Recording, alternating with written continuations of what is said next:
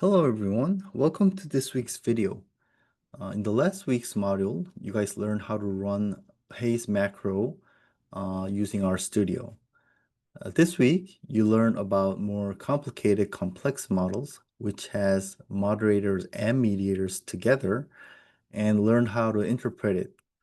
Now, while this is a very sophisticated analysis, uh, Hayes process made it possible for anybody to run mediator and moderator models, sometimes mediated models, by predetermining model numbers and setting up all the macro codes to run those models. Of course, the caveat is that you can have only one IV and one DV, and you can have numerous mediators, but in the Hayes process, you can have up to two moderators. So all of you, before we learned about statistics, you guys designated the models yourselves. Everybody used team ID as their independent variable X. And you guys either chose attendance intention or flourishing, which is well-being, as DV. And you guys identified three variables that would act in between these two variables, the IV and the DV. And based on how you defined the three variables in between, whether it's a mediator or a moderator, you guys will have different model numbers. So that's how we apply our model to specifying into Hayes macro codes. So you guys have to first understand in our practice and application page, you guys have to first understand the concept, how you conceptualize your model. So are the variables in between, which ones are the mediators and which ones are the moderators? And based on the mediation and moderation that you specified, you have to find the right model number that fits your model. So if I would search for, let's search for Hayes process model numbers. And let me click on the first file that appears. And if I would open this, this looks like a PDF file provided when Dr. Hayes published his first book on 2013. So it shows all these model numbers, model 1 with one moderator, model 2 with two moderator, model 3 with a three-way moderation, model 4 with one with a mediator. You can have numerous mediators based on how you put it. Model 5 starts with having both a mediator and a moderator. One thing that has been updated now, Hayes process conditional model books have a third edition. This was when it was a first edition. When it was on its first edition, you can see that Dr. Hayes didn't really differentiate the letter of the first moderator and the second and the mediator. It both used M, the letter M, the first moderator and the mediator. So the only difference is that mediator had numbers, M1, M2, M3. The first moderator did not have a number. So, but the differentiation started to happen when it had both a mediator and a moderator. But now, nowadays, in Hayes' recent macro models, all first moderator is a W and all second moderator is a Z. All mediators are M's. So if you would check on this process command, you can see that all M's are all mediators. All first moderator is designated by the letter W, and Z is the second moderator. And then you designate the model number and you can run your model. So you have to understand that in the process command in R, we designate the data file name. We list our DV, the Y, IV, DX, mediator, M, first moderator, W, second moderator, if you have any, those will be Z. So with this understanding, you can start coding your models. and it's asking you to code model number 4. In this case, you got to designate your file name. You got to put your DV name, IV name, mediator, and run model 4. And we already did this last week, right? So let me go through what we did for model 1 last week. In model 1, we had one X, one Y, and one W, which is a moderator. We designated the model number 1 and ran it, right? But now, what if I want to, so that was model number 1, right? But what if I want to add a mediator to my model? And let's say in my data file, I will say that student involvement is a mediator. Then what I will do is code that my mediator is student involvement, and you gotta have the upper letters and the lower cases and upper cases exactly the same, or the code will not run. So I designated my mediator, and now I have one Y, one X, one M, and one W. So the models that I can run is like model 5 and model 7, 8. 9 has 2 moderators, so I can't run that. Not 11. Our example on the slides was 11, right? Not 13. I can run model 14 because it has 1X, 1Y, 1M, 1W. So you can see that the letters are a little different, but in the recent version, all the first moderator is W and the second moderator is a Z. So I can run model 14 and 15 and like so on and so forth. I could find other models, but let me stop here. And just for example, if I think that attendance intentions would be affected by people's level of agreeableness, I could conceptualize that it is not that agreeableness acts as a moderator on the path from team ID to student involvement. It's rather on the path leading to attendance intention. Because if I would hypothesize that more agreeable people will have higher attendance intention, then level of agreeableness will moderate both paths from student involvement and team ID, both the direct path and the indirect path. So if I chose model number 15, I will change my model number from 1 to 15, right? So I have all the basic commands ready. So let's run this and see how it goes. So I ran model 15 and process gave me the results showing that I ran model for 15 where I had one Y, one X, one M, and one W. So the first, and it gives me the descriptive stats and the correlation table. The first outcome variable receiving an arrow is from team ID to student involvement, right? Team ID significantly affected student involvement, and the R square was about 12.61%. The second outcome variable receives a lot of arrows here, here, and there's something in between. The R square was 30.31% of variance explained, and it looks like team ID has become slightly non-significant. So the direct effect was non-significant, so the indirect effect was, I think, stronger. And if I want to check that, I can look at the indirect effects and showing that um, when people have middle level and low level of agreeableness, the indirect effect was very significant, especially for the lowest group. The indirect effect was the strongest. The very highly agreeable people, the indirect effect through student involvement, I think didn't matter much. If you're very agreeable, then you're maybe likely to go to the game anyways. We'll have a better look at this later. And the moderator mediation was significant also.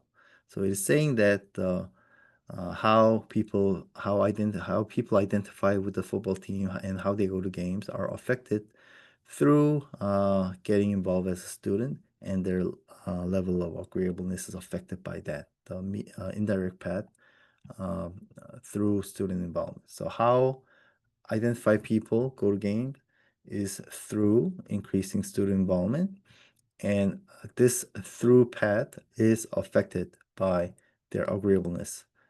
We can understand this better when we later visualize this, but let's look at the results first again. So we're going back to the outcome variable attendance intention, and we see that student involvement and agreeableness were all both significant.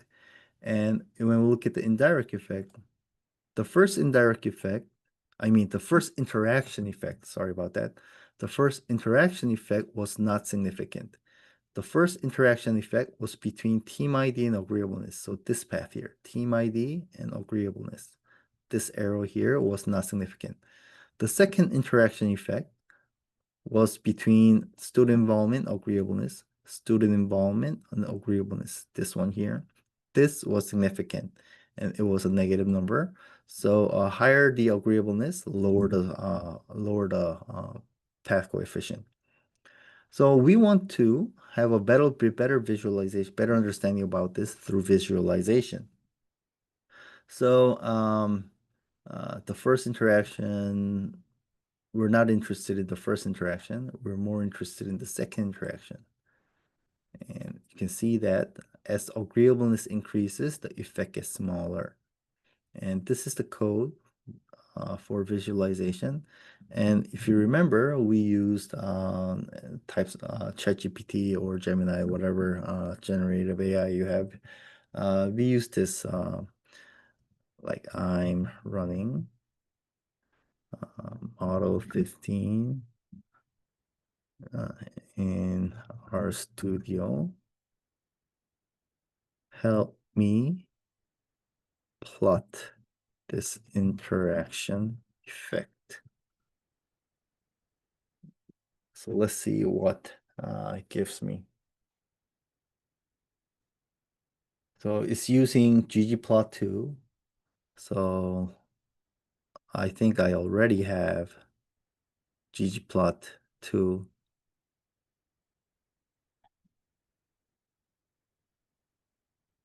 ggplot2. Here we go. I'll check it.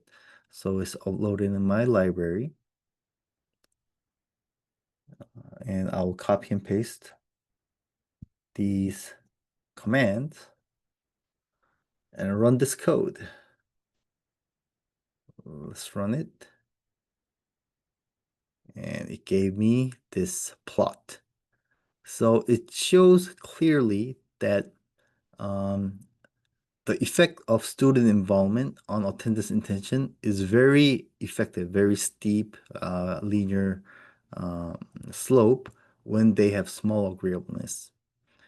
And when they have moderate agreeableness, this was also positively steep.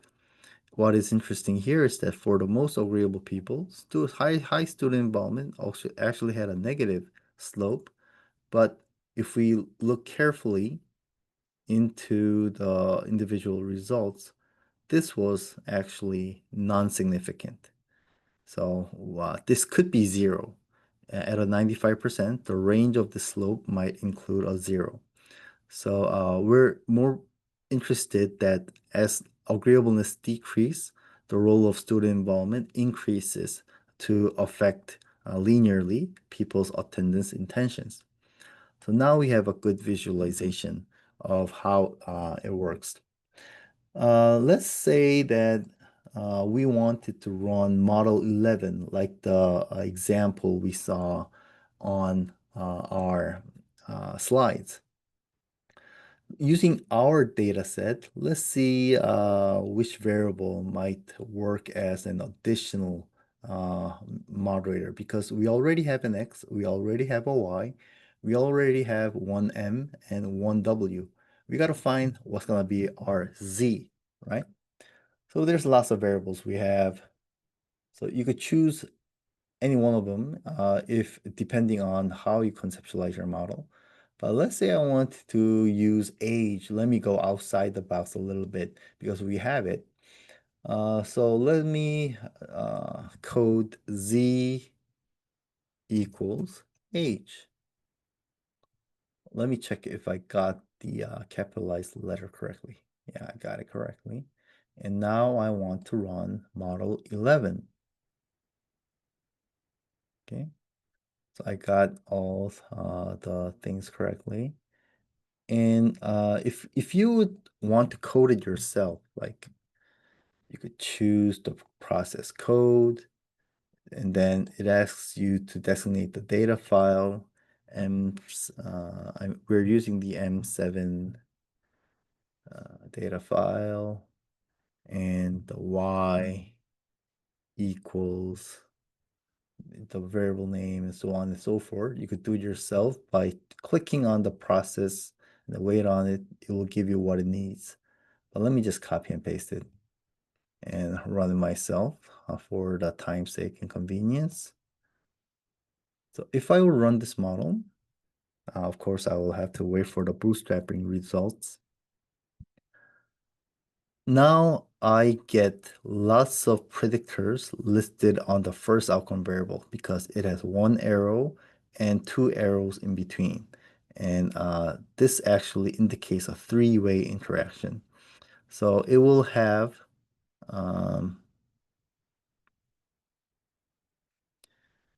it has one Y, one X, one M, one W, one Z, right? And it shows me the descriptive stats and the correlation table. Now, the first outcome variable, student involvement, in model 15, it only had one predictor addition to the constant, right? But now it has one, two, three predictors and four interactions. Interaction just by W, just by Z, and then both W and Z is showing team ID with agreeableness, team ID with age, agreeableness with age, and team ID and agreeableness and age. It has four additional interaction terms, and none of them were significant. So this model is not a good fit. So it doesn't really add a lot. Let me try model number 12 to see if there's anything significant here. When we apply all the moderators to the direct path also. So if I run this,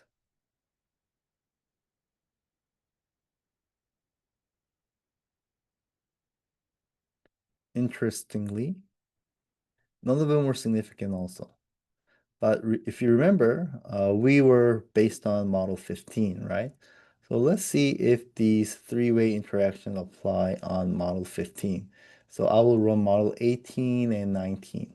Okay. So let's run model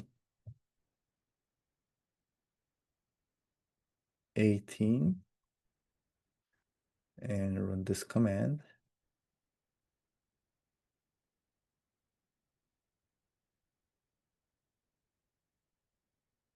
Now you can see that the first outcome variable, student involvement, not turned into one predictor like we had before, right? But now we have the second outcome variable with a lot of outcomes. I mean, a lot of predictors. Sadly, none of them were significant. One possibility here is because we're putting too much predictors with a limited sample, and there's too many common variances that kind of hides the unique variance effects. So let me run 19 and see if this works.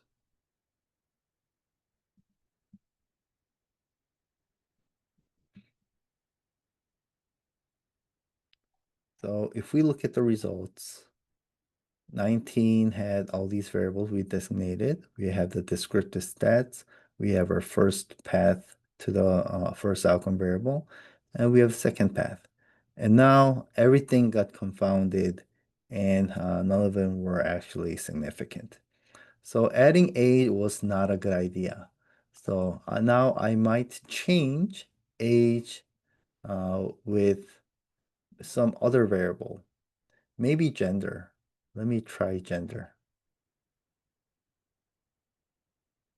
And let's run this model.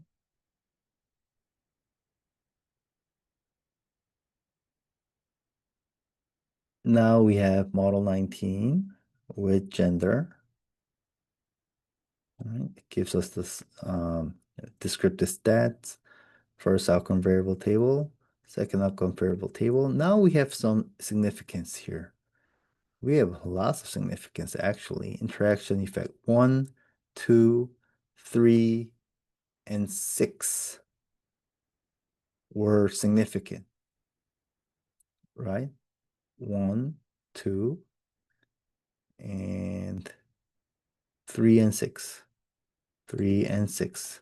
Team ID with agreeableness, student involvement with agreeableness, ID and gender, and three-way effect of team ID, agreeableness, and gender. I'm very interested in interaction 6, so let me visualize interaction number 6. If I track down the three-way interaction, student involvement, agreeableness, and gender, team ID and agreeableness and gender, team ID, agreeableness, gender. Yeah, this one. So I would copy and paste this to Gemini, work on this one.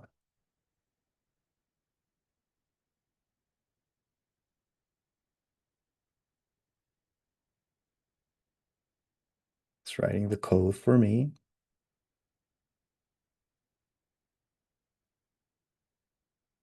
Oh, it just gave me it right away. That works. So it looks like the steepest slopes were for male, right? And for male, having these kind of actually having high agreeableness had a steeper slope. For female, having lower agreeableness had the steepest slope. So it shows that this interaction effect also depends on gender, right? So you can copy and paste this R code to create a plot in R and so on and so forth. And what I did here was finding the best model with the variables that I have, right? For you guys already have three variables between your IV and your DV, right? You will try to designate and find the model with the most significant outcomes. The models with the highest R squares and also the models with the most many number of significant predictors as possible. This is what we call model respecification. And model respecification, statistical model respecification, is common in exploratory research. So when we work on deductive reasoning to confirm our hypotheses, it's usually non-exploratory. But in our class, you guys are learning about modeling the first time, and you guys are searching for the best model possible. And this kind of exploratory modeling applies a lot in real settings where we want to find the best solution possible based on empirical evidence. So this would be a very important practice for you guys to uh, kind of experience. And some of the common things that happen is adjusting the roles of the variables. The thing you thought was a mediator might work better as a moderator empirically, and you might add or remove or change some variables. You see, as I thought age would be a significant variable, but gender was a more significant second interaction variable moderator. And then based on running and kind of experimenting different model numbers, you'll choose the model that makes best sense to you. The model that has good statistical significant predictors and the model that you can interpret. conceptually that makes sense. The thing you can interpret and kind of explain to people, general people. So you're the statistician, you're the data scientist here, and you got to explain these statistical results to just a general audience or maybe a manager who's not really familiar with numbers. That's going to be your skill set here. We call it uh, um, business intelligent be business intellect and that kind of skill set is required a lot in these days. Uh, so you got to be able to confirm and visualize and be able to explain your model results. And if you have any difficulty doing that, you guys can contact me and I can help you out with that. After you have confirmed and finally visualize your model, if you don't have any interaction, you don't necessarily need to visualize it. But once you have confirmed your model, make sure you copy and paste the full output and save it into a file and submit it as your progress report for this week. So this was the uh, demonstration video for this week. And um, this is, you guys know that this statistics class is a core class for your curriculum. And maybe not everyone is going to be a data scientist, but nowadays in business, you have to be able to communicate data-based information. And business intelligence, like I told you, is a big part of data science these days. And business intelligence focusing on performances through data. Uh, I think everybody trying to advance in their career now has to have some kind of understanding about this. And I really hope that your exercise and progress report, all these activities will help you gain some more insight about that. All right, so thank you for listening. That was the demonstration video for this week. I will see you on the following modules. And now you have, after you have confirmed your model, now you have only the writing part for your final paper, which kind of is the capstone project for this course. That's when you complete this course. Uh, so you just have to write it up when you have confirmed your model. And writing it up in a certain style, we're using APA. You will learn that running the model, interpreting it, and writing increases your level of understanding of data analytics, business intelligence, and as a sport manager yourself, it will increase how you look at phenomenon and understand it and interpret it. All right, so let's keep in touch. I'll see you guys in our following modules.